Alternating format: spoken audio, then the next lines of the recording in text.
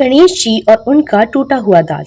क्या आप जानते हैं गणेश जी ने खुद अपना दांत क्यों तोड़ डाला? हाँ, वही टूटा हुआ दांत जिसकी वजह से उन्हें एकदंत कहा जाता है। आज मैं सुनाऊंगी आपको वह अद्भुत कथा जब गणेश जी बने महाभारत के लेखक। सदियों पहले जब कुरुक्षेत्र युद्ध हो चुका था, महर्षि वेदव्यास ने सोचा, यह जो युद्ध हुआ है इसके कारण, परिणाम और इसमें छपे जीवन सिद्धांत आने वाली पीढ़ियों को अवश्य ज्ञात होने चाहिए। इसे लिखकर अमर करना ही होगा।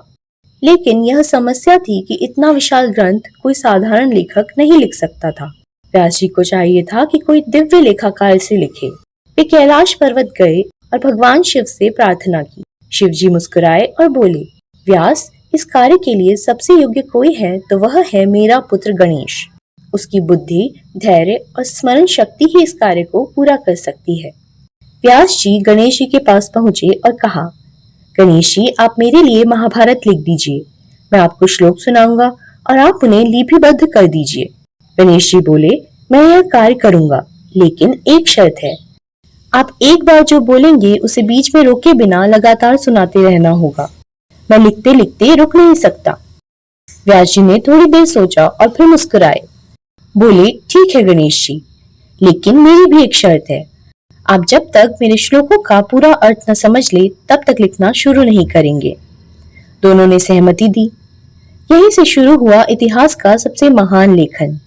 गणेश जी बैठ गए, हाथ में कलम और ताड़पत्र।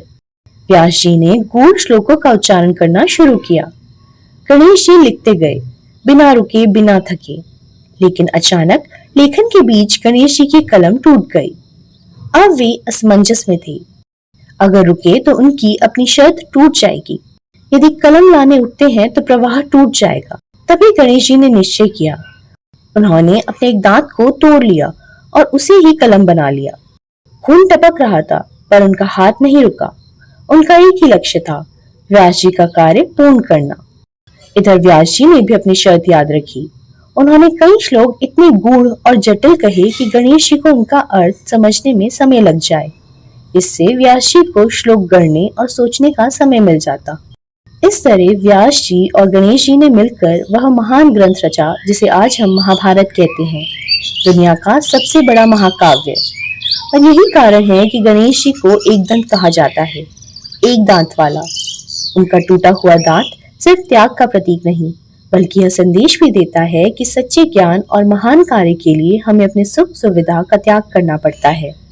तो जब भी आप गणेश जी की मूर्ति में उनका टूटा हुआ दांत देखिए, याद रखिए, यह त्याग, समर्पण और ज्ञान का प्रतीक है।